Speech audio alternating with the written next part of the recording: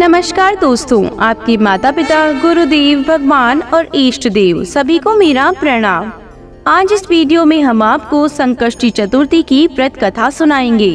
Video शुरू करने से पहले अगर आपने हमारे चैनल को सब्सक्राइब नहीं किया तो जल्दी से इसे सब्सक्राइब कर लें और बेल नोटिफिकेशन को भी ऑन कर लें, जिससे आने वाले सभी व्रत और त्योहारों की जानकारी आपको मिलती रहेगी। चलिए वीडियो शुरू करते हैं। युधिष्ठिर ने श्री कृष्ण से पूछा, हे कृष्ण, मैंने सुना है कि अश्विन कृष्ण चतुर्थी को संकटा चतुर्थी भी कहते हैं। उस दिन किस भांति गणेश जी की पूजा करनी चाहिए? हे जगदीश्वर, आप कृपा करके मुझसे विस्तार पूर्वक कहिए। कृष्ण जी ने उत्तर में कहा, प्राचीन काल में यही प्रश्न पार्वती जी ने गणेश जी से किया था। हे देव, अश्विन मास में किस प्रकार गणेश जी की पूजा की जाती है, उसके करने का क्या फल होता है, मेरी जानने की इच्छा है।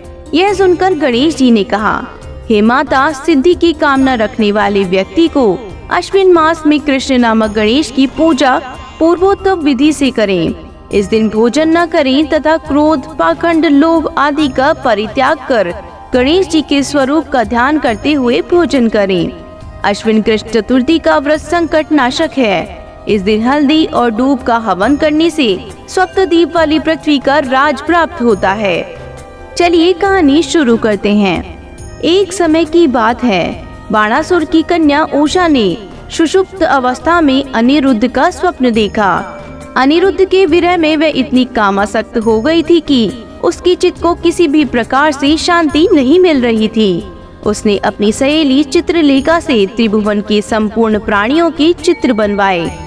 जब चित्र में अनिरुद्ध को देखा तो कहा, मैंने इसी व्यक्ति को स्वप्न में देखा था, इसी के साथ मेरा पाणी ग्रहण भी हुआ था। हे सखी, यह व्यक्ति जहाँ कहीं भी मिल सके ढूंढ लाओ, अन्यथा इसके वियोग में मैं अपने प्राण त्याग दूंगी। अपनी सखी की बात सुनकर चित्रलेखा अनेक स्थानों में खोज करती हुई द्वारकापुरी में आ पहुंची। वहां अनिरुद्ध को पहचान कर उसने उसका अपहरण कर लिया। वह राक्षसी माया जानने वाली थी। रात्रि में पलंग सहित अनिरुद्ध को उठाकर वह गोधूली बेला में बाणासुर की नगरी में प्रविष्ट हुई। इधर प्रद्युम्न को पुत्र शोक के कारण असाध्य रोग से ग्रसित होना पड़ा। अपने पुत्र प्रद्युम्न एवं पौत्र अनिरुद्ध की घटना से कृष्ण जी भी विकल हो उठे। रुक्मणी भी पौत्र के दुख से दुखी होकर बिलखने लगी।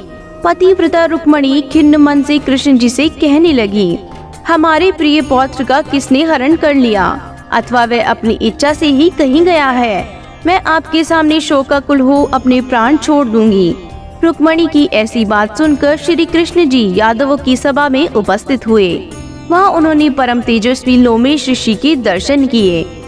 उन्हें प्रणाम कर श्री कृष्ण ने सारी घटना कह सुनाई। श्री कृष्ण ने लोमेश ऋषि से पूछा, हे मुनीश्वर, हमारे पौत्र को कौन ले गया? वह कहीं स्वयं तो नहीं चला गया? हमारे बुद्धिमान पौत्र का किसने अपहरण कर लिया? यह बात मैं नहीं जानता हूँ। उसकी माता पुत्र वियोग के कारण बहुत दुखी है।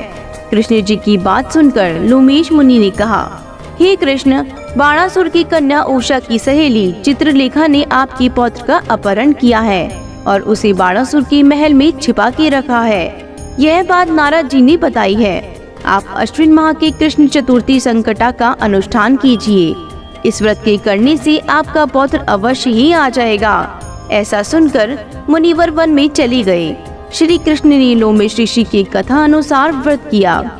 हे देवी, इस व्रत के प्रभाव से उन्होंने अपने शत्रु बाणासुर को पराजित कर दिया। यद्यपि उस भीषण युद्ध में मेरे पिता शिवजी ने बाणासुर की बड़ी रक्षा की, फिर भी वह परास्त हो गया। भगवान कृष्ण ने कुपित होकर बाणासुर की सहस्त्र भुजाओं को काट डाला।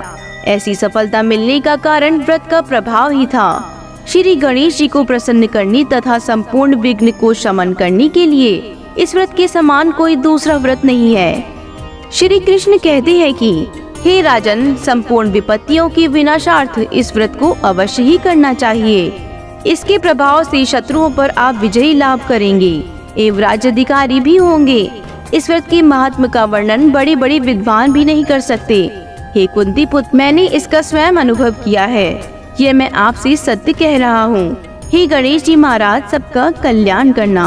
कहानी कहने वाले, सुनने वाले और हुकार भरने वालों का सदा भला हो। बोलो ओम गण गणपते नमः।